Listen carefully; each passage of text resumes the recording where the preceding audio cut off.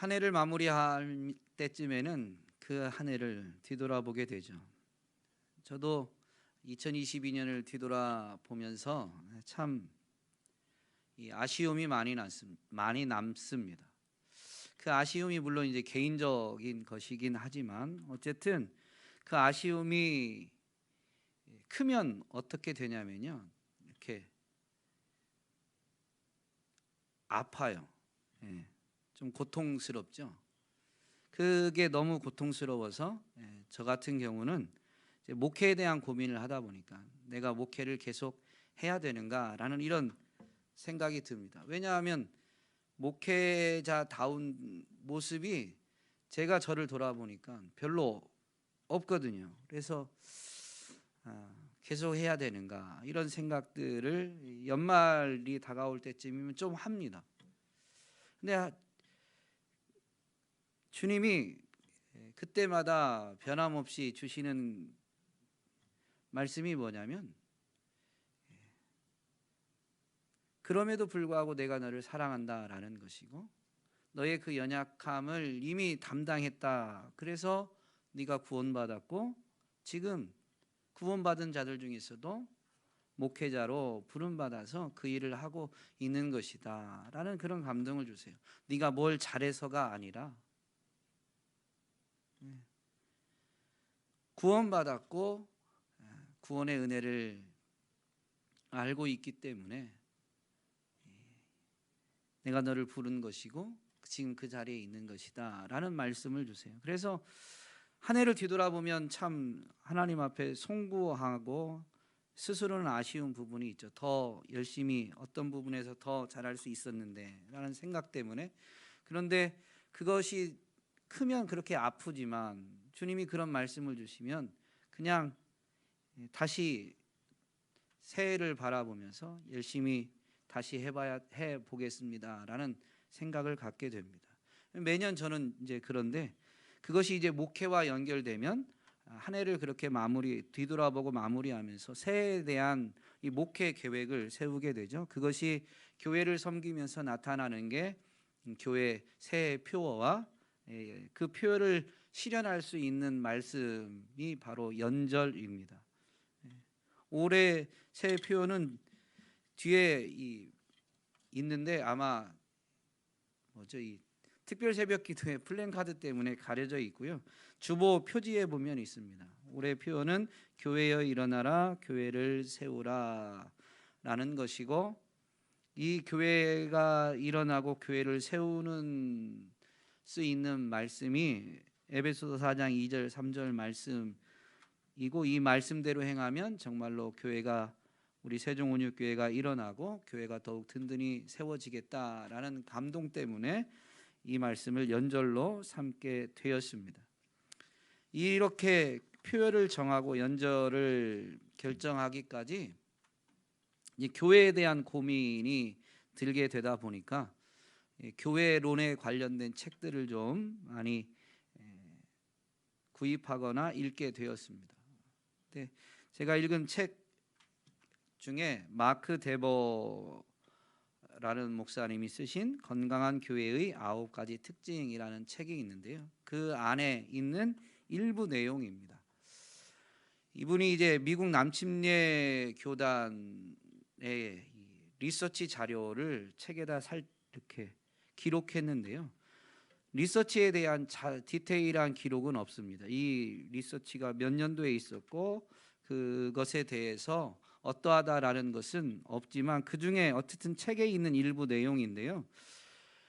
미국 남침례 교단 교단에서 파악한 교인 수를 교회 수로 나누면 한 교회당 평균 이 교인 수가 나오죠. 그게 233명이랍니다.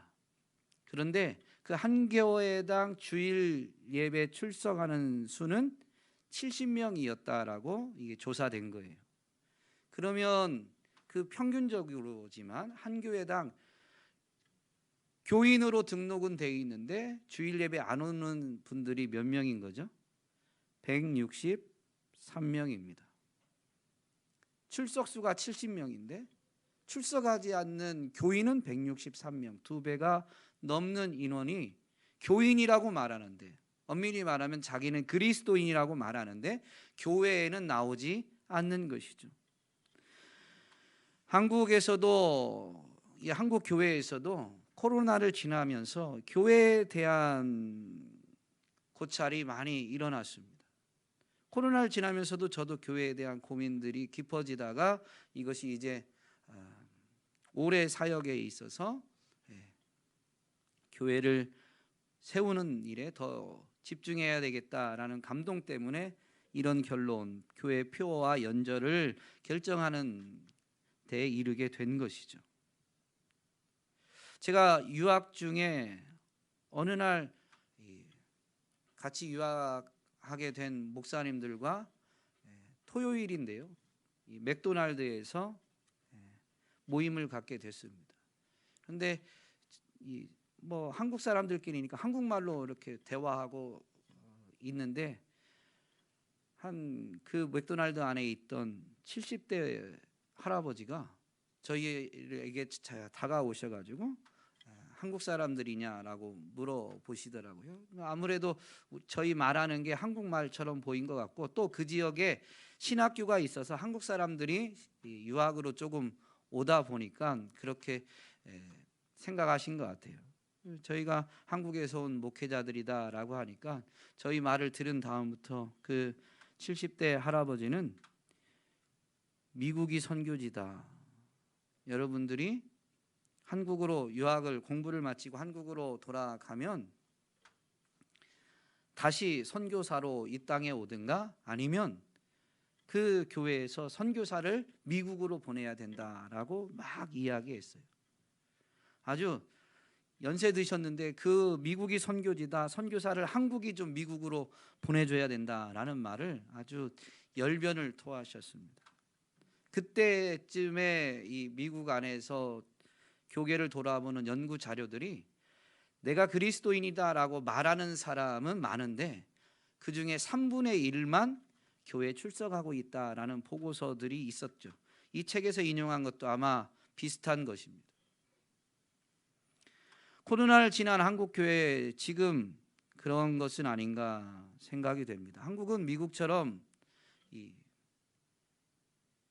기독교 연구 기관들이 많지도 않고 교회들이 그렇게 연구 기관을 세우거나 후원해서 이 기독교 연구 기관이 교회들 또 이 사회적으로 교회가 활동하는 또 미치는 영향들에 대해서 연구하는 부분이 미약합니다.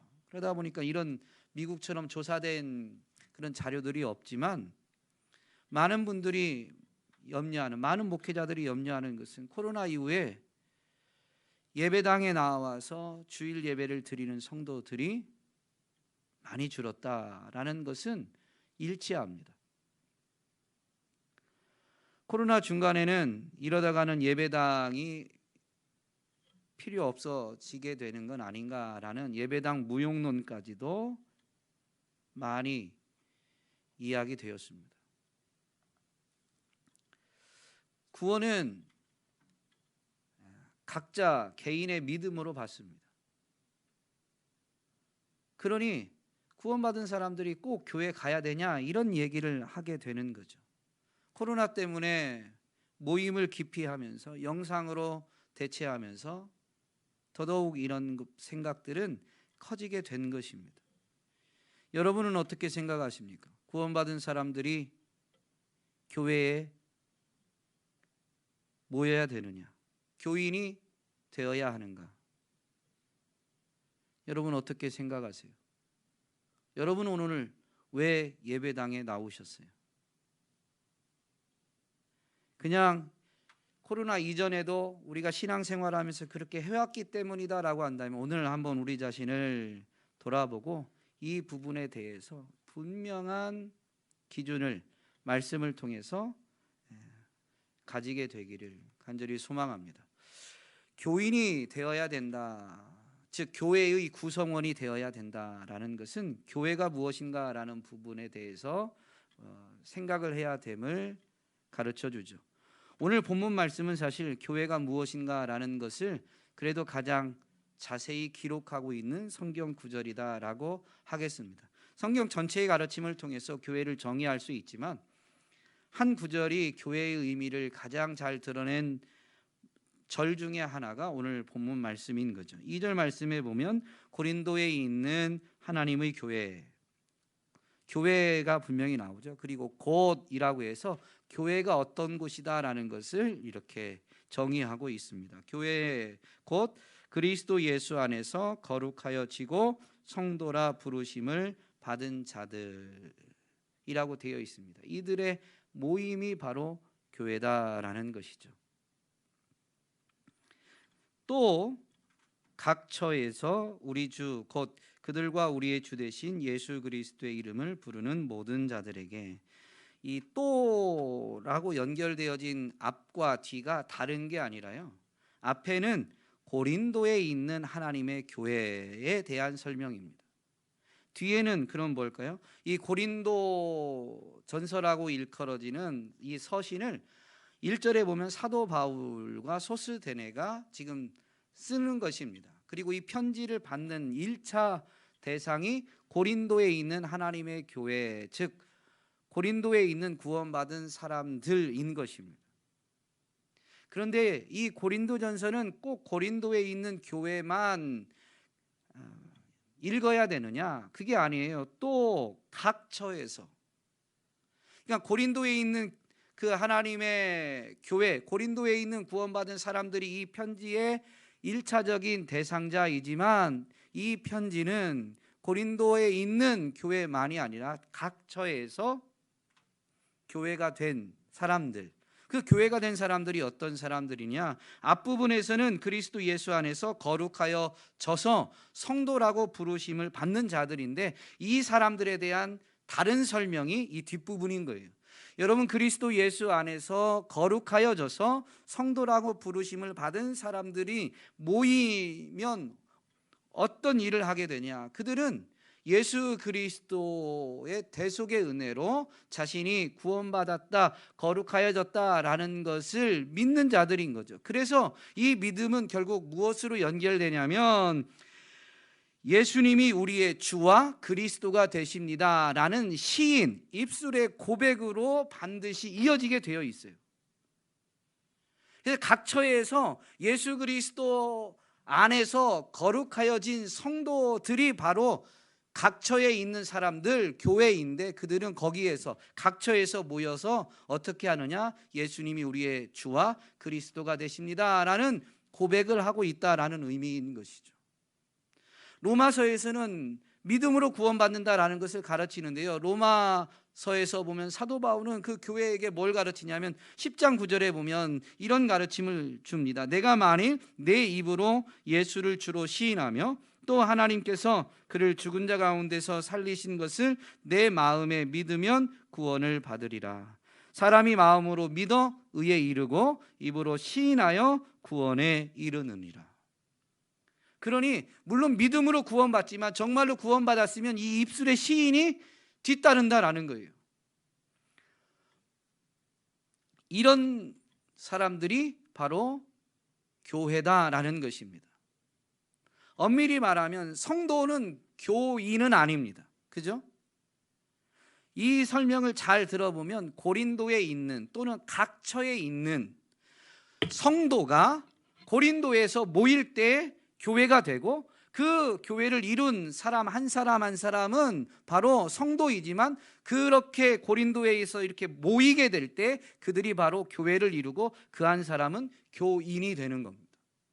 그러면 구원받은 사람은 왜 교인이 되어야 되느냐, 즉 교회로 모여야 되느냐라는 것이죠. 여러분은 왜 모이셨는가, 왜 모이고 있는가, 이 부분을 분명히 생각하면서 그렇게 해야 된다니까이 아니라 여러분이 이걸 알고 있어야, 이걸 분명히 되새겨야 주일날 예배당에 나오는 것이 벌써 이 주일이 됐어, 오늘도 예배당 가야 돼, 더 자면 안 돼, 이런 생각하지 않고 주일을 기대하고 자발적으로 즐거이 주일을 구별하여 지키는 그것을 행하게 되는 것이죠. 그리고 우리가 즐거이 자발적으로 행하는 이 주일 성수 예배만이 정말로 하나님이 기뻐 받으시는 예배, 하나님이 기뻐 받으시는 주의 날이 되는 것입니다. 그 자발성이 한 주간에 또 오늘을 기점으로 이어질 때 그분의 삶은 하나님이 기뻐하시는 거룩한 산 제사, 그분은 산 제물이 되어지는 것이죠. 왜 구원받은 사람들은 교회로 모여야 되는가? 왜 구원받은 사람은 반드시 교인이 되어야 하는가? 첫 번째 이유는 구원받았음을 확인하고 구원을 온전히 이루기 위해서입니다. 예수 그리스도의 대속의 은혜를 믿고 구원받았습니다. 그런데 그 구원받음은 구원의 완성을 의미하는 게 아니에요. 구원의 시작을 말하는 거죠. 그래서 사도 바울은 교회에게 권면할 때 예수 그리스도의 마음을 품으라고 분명히 가르치고 난 다음에 그는 그러므로라고 하면서 예수 그리스도께서 하나님의 본체시지만 사람과 같이 되셔서 하나님의 뜻에 죽기까지 복종하시고 난 이후에 승천하셔서 하늘에 있는 것, 땅에 있는 것, 땅 아래에 있는 모든 것의 주가 되셨음을 분명히 가르쳐 준 다음에 빌립보서 2장 12절에 보면 이런 권면을 주죠. 그러므로 나의 사랑하는 자들아, 너희가 나 있을 때뿐 아니라 더욱 지금 나 없을 때에도 항상 복종하여, 바로 그 예수님께 복종하여 두렵고 떨림으로 너희 구원을 이루라 라고 권면합니다. 예수님이 어떤 분이신지를 알고 그분을 영접해서 구원을 받았지만 그분이 예수님이 어떤 분이신가라는 걸 다시 말씀하시면서 말씀해 주면서 그러므로 그 교회에게 이런 권면을 준 거죠. 두렵고 떨림으로 너희 구원을 온전히 이루라. 이런 권면을 준 사도 바울은 빌립보서 3장에 가면 스스로 신앙 고백을 이렇게 교회에게 알려줍니다. 내가 이미 얻었다 함도 아니요 온전히 이루었다 함도 아니라 오직 내가 그리스도 예수께 잡힌 바 된 그것을 잡으려고 달려가노라. 이 빌립보서 3장 12절인데요. 이 앞부분을 보면 예수께 잡힌 바 된 그것을 잡으려고 달려간다라고 했는데요. 잡힌 바 된 그게 뭐냐면 예수님께 구원받았는데 그 구원받음으로 인해서 주님의 재림의 때에 자기가 믿는 자가 부활하게 될 그 부활 사건을 의미합니다. 이것은 구원의 완성이죠. 사도 바울은 분명히 구원을 받았지만 그러나 이미 얻었다 함도 아니고 이미 이루었다 함도 아니다라고 고백하면서 자기 자신도 교회를 세우고 선교 사역을 위해서 헌신하는 자기 자신이 사실은 그 주님께 받은 구원, 주님께 잡힌 바 된 그것을 이루기 위해서 달려가고 있음을 고백했습니다. 여러분, 이 교회는 사도 바울과 같이 목회자나 선교사에 의해서 세워지는 것 같지만 엄밀히 말하면 오늘 교회에 대한 정의에서 알려주는 것처럼 하나님의 교회예요. 하나님의 교회. 예수 그리스도 안에서 거룩하여졌는데 그 예수 그리스도를 보내신 분이 누구냐? 하나님이십니다. 그리고 믿는 자를 의롭다고 하시는 분도 바로 하나님이신 거예요. 그래서 교회는 하나님이 세우신 것입니다. 그리고 하나님의 뜻에 순종한 예수님이 교회를 세우신 것이죠. 예수님이 누구이신지를 깨닫고 고백하는 사도 베드로, 물론 그때 고백할 때는 제자였죠. 주님의 제자 베드로가 이 신앙 고백을 할 때 주는 그리스도시요 살아계신 하나님의 아들이십니다 라는 신앙 고백했을 때 예수님은 그를 칭찬하십니다. 너에게 복이 있다. 그런데 이것을 너에게 알게 해준 것은 사람이 아니다. 혈과 육이 아니다. 사람이 아니다라는 거예요. 그러면서 하늘에 계신 내 아버지께서 너에게 이것을 알게 해 주셨느니라 라고 분명히 가르쳐 주시죠. 그러면서 예수님이 내가 이 반석 위에 내 교회를 세우리니 음부의 권세가 이기지 못하리라.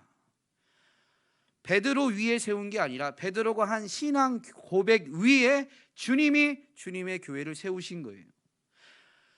이 땅에 존재하는 공동체 중에 예수님이 직접 세운 공동체는 이 신앙 고백 위에 세워진 교회밖에 없습니다. 그래서 교회가 아니면 예수님이 주와 그리스도가 되신다라는 것을 시인하는 공동체는 어디에도 없습니다. 그러므로 예수 그리스도로 말미암아 예수 그리스도 안에서 구원받은 성도들은 반드시 교회로 모여서 교인이 되어서 내가 예수님 때문에 구원받았다라는 것을 확인해야 되는 것이며, 또한 구원받았지만 구원이 아직 온전히 이룬 것이 아니기 때문에 나는 계속 그리스도 안에 거하여 구원을 온전히 이루어야 된다라는 것을 되새겨야만 합니다. 구원받은 사람들을 하나님은 바로 하나님의 나라로 데려가지 않으시고 이 땅에 남겨 놓으셨는데요, 이 땅, 이 세상은 어떤 곳이냐?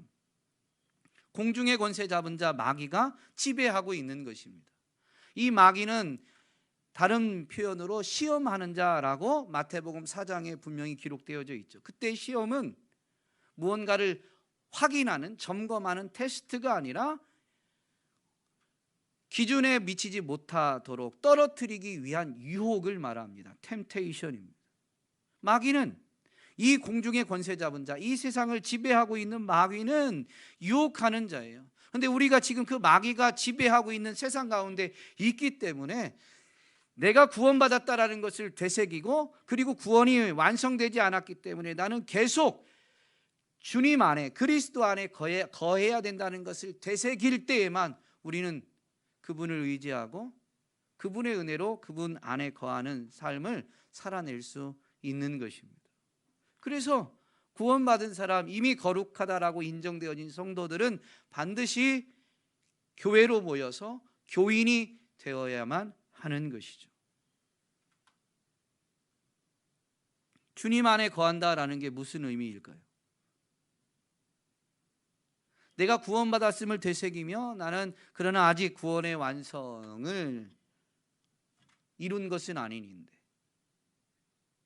구원의 완성을 바라면서 구원을 이루기 위해서 그리스도 안에 거해야 되는데요, 그리스도 안에 거한다라는 게 무슨 의미냐라는 것이죠.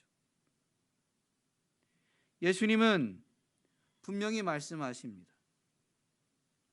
너희가 내 안에 거하고 내 말이 너희 안에 거하면 무엇이든지 원하는 대로 구하라, 그리하면 이루리라 라고 했는데, 이 가르침에 이어서 요한복음 이게 14장에 있는 건데요, 15장에 가면 주님 안에 거한다라는 것은 주님의 사랑 안에 거하는 것이고, 주님의 사랑 안에 거한다라는 것은 곧 그분의 계명을 지켜 행하는 것임을 분명히 말씀해 주십니다.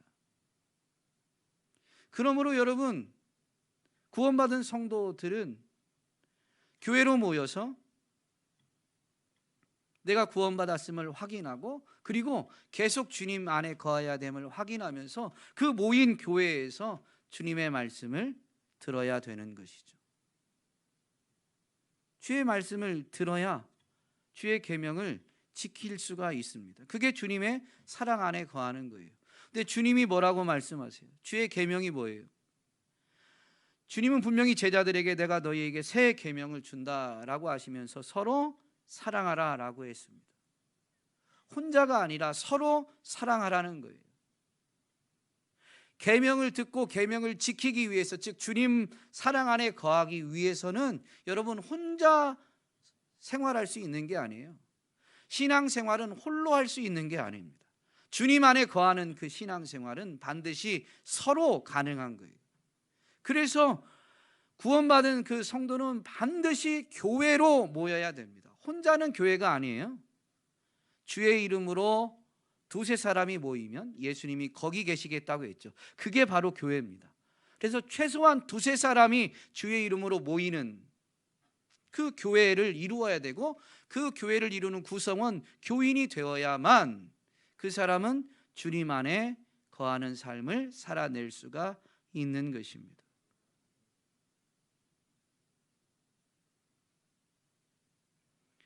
이를 위해서 교회는 모이면 어떻게 해요? 교회가 주의 이름으로 모여서 여러 가지를 하지만 빠지면 교회가 아닌 게 있습니다. 교회는 모이면 교제를 하긴 하지만 교제만 하면 교회가 아닙니다. 친목단체일 수 있고 동호회일 수 있죠. 거기도 교제는 돼요. 근데 그것과 교회의 가장 명확한 구분은 무엇으로 이루어지냐면 말씀이 선포되어지고 말씀이 나누어지느냐라는 것입니다. 주님이 분명히 말씀하시죠. 내 양은 내 음성을 들으며 나는 그들을 알며 그들은 나를 따르니라. 예수님은 자기 자신을 선한 목자로 계시하실 때 이 말씀을 하셨거든요. 내 양은 내 음성을 듣는다. 그것은 무슨 의미예요?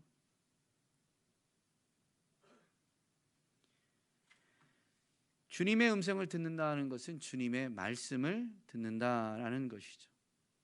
그래서 구원받은 성도는 반드시 교회로 모이고 그 교회에서 시와 찬미와 신령한 노래들로, 이것은 말씀을 다양하게 표현한 것이죠. 말씀으로 서로 대화하고 말씀을 나누고, 특별히 이렇게 주일날 공적으로 모이게 되면 여러분들이 뭐라고 표현해야 될까요? 초청한, 그래서 여러분이 세운 목회자들을 통해서 주의 말씀을 듣는 거예요. 제가 설교를 할 때마다 거의 빠지지 않고 기도하는 게 뭐냐면 사람의 말이 아닌 하나님의 말씀으로 듣게 해달라라는 것입니다. 그게 빠지면 교회는 교회가 아닌 거예요. 이렇게 모여 있지만, 오늘 모여서 예배 드린다고 하지만 목사 설교 잘 들었네라고 하면 엄밀히 말하면 나는 진정한 교인이 된 건 아닙니다. 목사의 설교가 뭐라고 표현을 해야 될까요? 제 설교학을 또 공부를 하다 보면 설교학에서 요구하는 게 있어요. 현대 교회에서 요구하는 설교가 있습니다. 인기 있는 설교, 쉽게 말하면 재미가 있어야 되고 감동이 있어야 된답니다. 그리고 짧아야 된답니다. 저는 세 가지 중에 해당되는 게 하나도 없어요. 이때 웃는다는 얘기는 공감하고 있다는. 네. 그런데 제가 제 자신을 봐도 그래요. 뭐 짧지도 않지, 재미도 없지, 감동도 없지. 그러면 목사 설교가 은혜가 별로 안 되죠. 그런데 설교학적으로 지금 시대 대부분의 교인들이 요구하는 설교가 아니어도 어떤 사람들은 은혜를 받아요.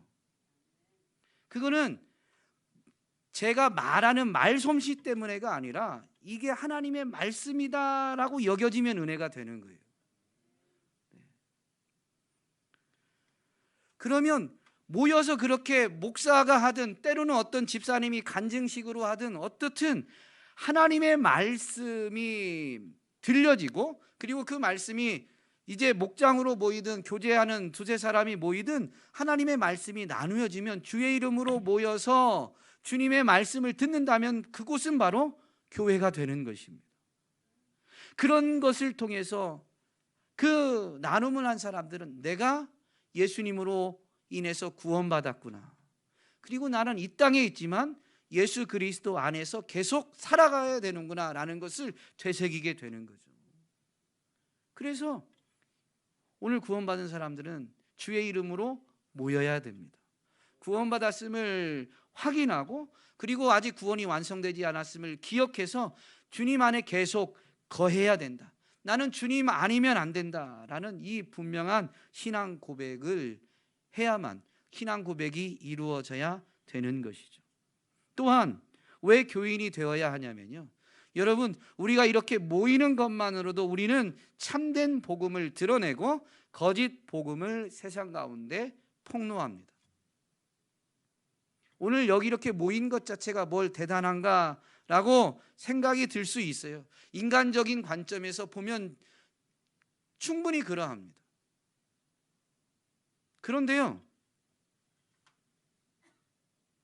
왜 모이는 것이 참된 복음을 드러내는 거냐면, 여러분, 여기 모인 사람들이 다 세상에 있는 주님을 알지 못하는 사람들보다 더 착할까요? 하준일 집사님이 제일 앞에서 막